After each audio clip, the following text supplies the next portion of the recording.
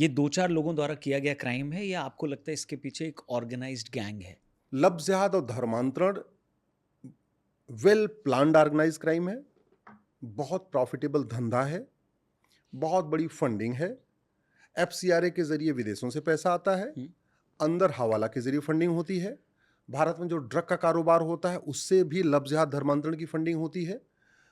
Rate fix हो रखा है कि ब्राह्मण, क्षत्रिय, अग्रवाल, जैन, माहेश्वरी, मारवाड़ी की बेटी है तो 15 लाख रुपए मिलेंगे। उसको लफ्ज़ जिहाद में ट्रैप कर लो या उसके परिवार को कन्वर्ट कर लो।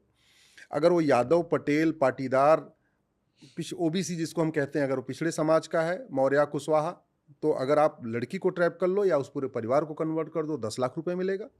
अगर वो दलित परिवार है, जाटव है, हरिजन है, सरोज है, पासवान है, सैनी है, हुँ, हुँ। तो आप उस लड़की को ट्रैप कर लोगे या उसके परिवार को कन्वर्ट कर दोगे तो 5 लाख रुपए मिलेगा। तो लोग इस पूरे धंधे में लग गए हैं और हुँ। ये आतंकवाद से भी बड़ा खतरा है। मैं फिर से रिपीट कर रहा हूं, पर लव जिहाद ये मीडिया का दिया हुआ टर्म नहीं है? लफ्ज़ जिहाद मीडिया का टर्म नहीं है, लफ्ज़ जिहाद एक रियलिटी है और लफ्ज़ जिहाद पहली बार केरल हाई कोर्ट के का दिया हुआ टर्म है। ओके। केरल हाई कोर्ट के जजमेंट में पहली बार ये कोट किया गया लफ्ज़ जिहाद टर्म, और ये एक फैक्ट है।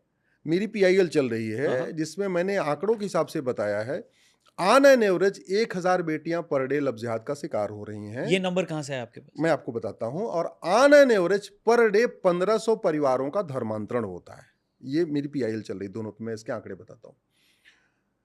गृह मंत्रालय ने पार्लियामेंट को एक रिपोर्ट सौंपी 2021 में, हुँ, हुँ। उसके बाद वो रिपोर्ट सौंपनी अभी नहीं आई दोबारा। उस रिपोर्ट में कहा गया कि 3 लाख में 2019 से लेकर 2021 तक हुँ। 13.5 लाख भारत में बहन बेटियां गायब हुई हैं। 3 साल में 13.5 लाख। इसका मतलब कि ऑन एन एवरेज हर साल लगभग 4.5 लाख बहन बेटियां गायब हो रही हैं। अब वो आंकड़ा बढ़ के लगभग 5 लाख हो चुका है।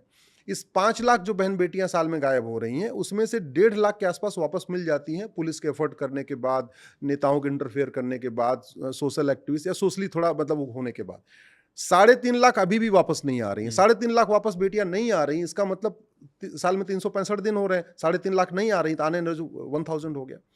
ऐसे ही 1500 परिवारों का पर डे कन्वर्जन हो रहा है। क्रिश्चियन का अपना जोशुआ प्रोजेक्ट चल रहा है, इनका अपना गजवा हिंद का प्रोजेक्ट चल रहा है, और ये भी चूंकि फंडेड हो रहा है, बड़े हुँ। पैसे से आ रहा है। आपको नासिक की घटना आपने देख लिया, अमरावती की घटना आपने देख लिया, यूपी के छांगुर जलालुद्दीन की घटना देख लिया आपने, बरेली की घटना भी, ये मैं रिसेंट घटनाएं बता रहा हूं पिछले 3-4 महीने की। हुँ, हुँ। बरेली में बहुत बड़ा गैंग पकड़ा गया, आगरा में बहुत बड़ा गैंग पकड़ा गया है, अभी नागपुर में गैंग पकड़ा गया है, अभी भोपाल में गैंग पकड़ा गया है। जितने भी गैंग पकड़े गए, इसमें सब कोई 1000 को कन्वर्ट कर चुका है, कोई 1500 को कन्वर्ट कर चुका है, कोई 2000 को कन्वर्ट कर चुका है। जितने भी गैंग मिल रहे हैं, किसी ने 55 बेटियों को लफ्ज़ जिहाद में ट्रैप कर लिया, किसी ने 180 को कर लिया, किसी ने 150 कर लिया, किसी ने 200 कर लिया।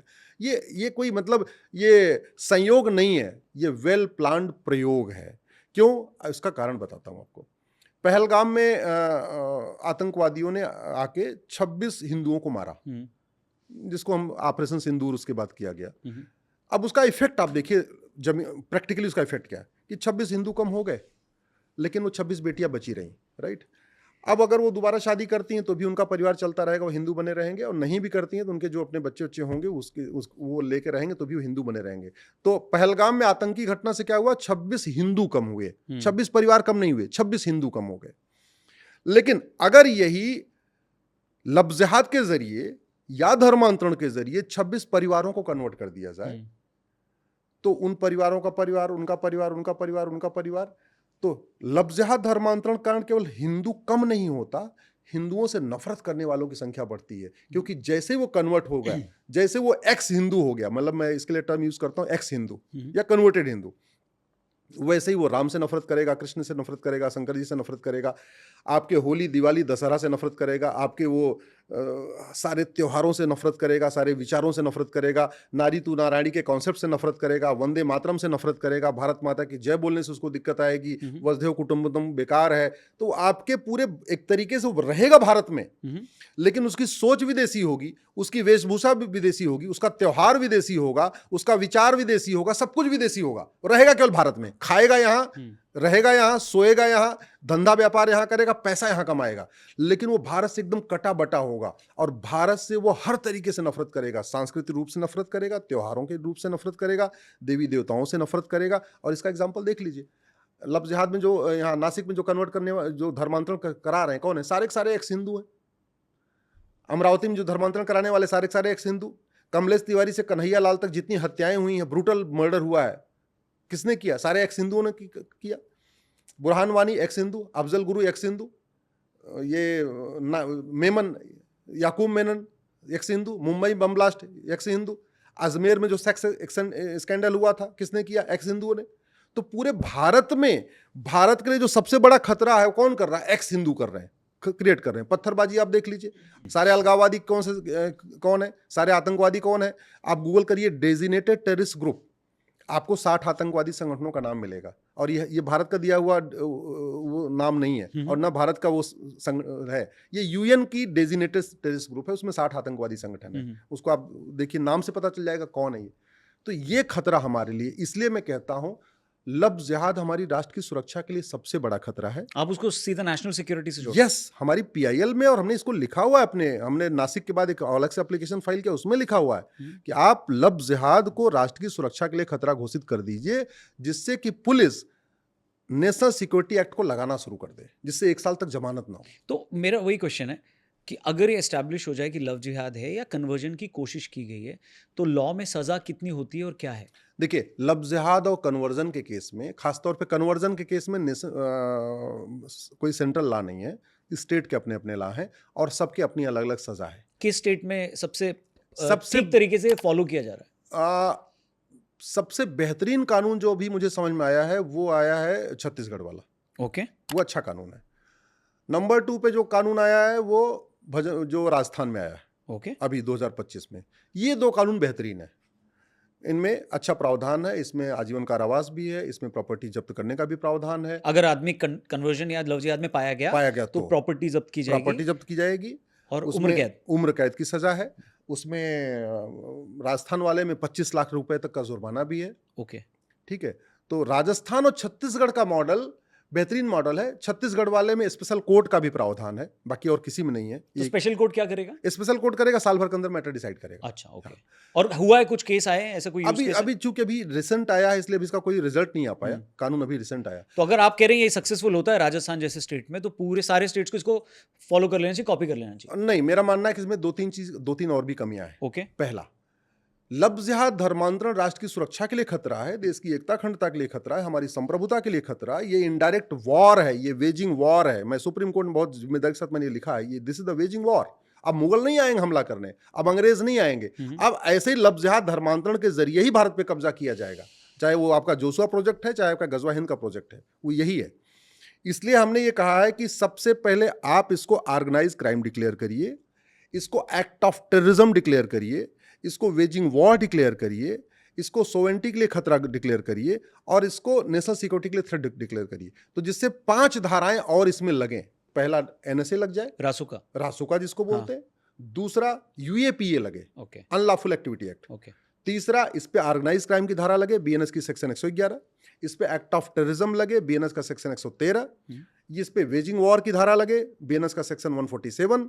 इस पे संप्रभुता के लिए जो खतरा वो धारा लगे, बीएनएस का 152। और मुझे खुशी है कि उत्तर प्रदेश में 147 यानी वेजिंग वॉर और संप्रभुता के लिए खतरा यानी सेक्शन 152 ये छांगुर के केस में लगाया गया है। और लगाया नहीं है, कोर्ट ने चार्ज फ्रेम करते समय उसको अप्रूव भी किया है। पहले एफआईआर होती है, फिर जांच होती है, फिर चार्जशीट बनती है, फिर चार्जशीट कोर्ट में फाइल होती है, फिर दोनों पक्षों को दलील सुनी जाती है, फिर कोर्ट चार्ज फ्रेम करती है। आज ही कल चार्ज फ्रेम किया गया है स्पेशल एनआईए कोर्ट ने। तो 147 और 152 यानी वेजिंग वॉर और ये अप्रूव हो गया है। अब 2-3 मेरी लड़ाई और रह गई, इसको ऑर्गेनाइज क्राइम भी डिक्लेयर हो जाइए, और ये एक्ट ऑफ टेररिज्म डिक्लेयर 111-113 तो अपना काम बन जाएगा। आधी वकालत सीख ली सर मैंने आपके साथ। अरे आप भाई इतने एक्सपर्ट हो, आप तो जिसके साथ बैठते हो, आप मैंने देखा स्पिरिचुअल लीडर के साथ बैठते हो, एकदम पूरे फुले स्पिरिचुअल हो जाते हो।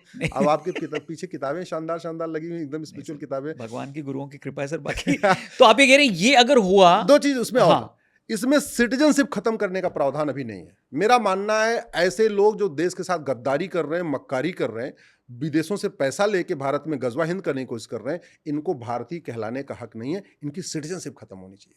तो सिटीजनशिप दूसरा, खत्म होने का मतलब क्या है? इनका सिटीजनशिप खत्म का मतलब, सिटीजनशिप खत्म हो जाएगा, ना उसके पास ड्राइविंग लाइसेंस होगा, ना उसके पास वोटर आईडी होगी, ना उसके पास राशन कार्ड होगा, ना उसके पास बर्थ सर्टिफिकेट, सब कुछ कैंसिल हो पर जाएगा। रहेगा यहीं पे। वो भारत में रहेगा, फिर सर और रकस क्रिएट करेगा वो घुसपैठिया बन के रहेगा। नहीं नहीं, रकस नहीं क्रिएट करेगा। फिर कहीं जाएगा तो उसको फिर लठ लोग मारेंगे, फिर उसके पास फंडामेंटल राइट ही नहीं रहेगा ना, चिल्लाएगा नहीं कि हमको मार दिया मार दिया। फिर तो फिर उसको समाज अपने आप ठीक कर लेगा।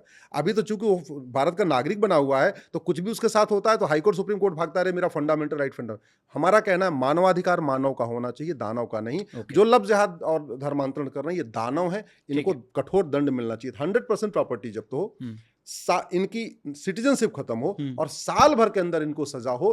और चूंकि लव जिहाद धर्मांतरण किसी एक राज्य की समस्या नहीं है, ये राष्ट्रीय समस्या है।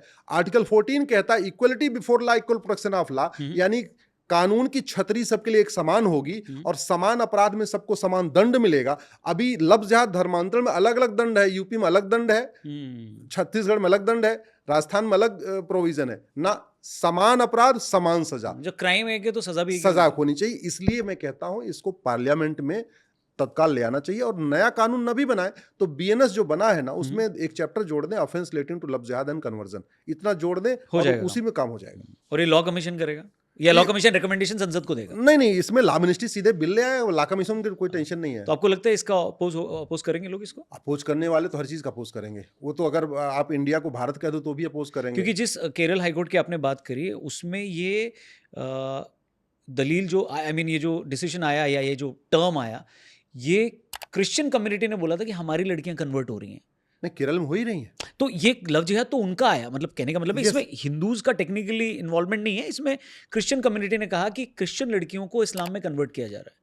तो फिर तो ये कॉमन प्रॉब्लम है। ये कॉमन प्रॉब्लम है और ये यूनिवर्सल प्रॉब्लम है। ठीक है। हमारे यहाँ इसको लव जिहाद कहते हैं, ब्रिटेन और यूएस में ग्रूमिंग गैंग कहते हैं। वहां क्या लॉ है? वहां पे लाइफ है, प्रॉपर्टी, ये सब कुछ है वहां। सब कुछ है बनाया उन्होंने। इनफैक्ट फ्रांस ने भी कानून बनाया जो बड़ा लिबरल बनता था। Liberty of thought, liberty of belief, liberty of faith, liberty of worship वाला कॉन्सेप्ट उन्होंने दिया था और वो भी वहां उन्होंने कानून बनाया।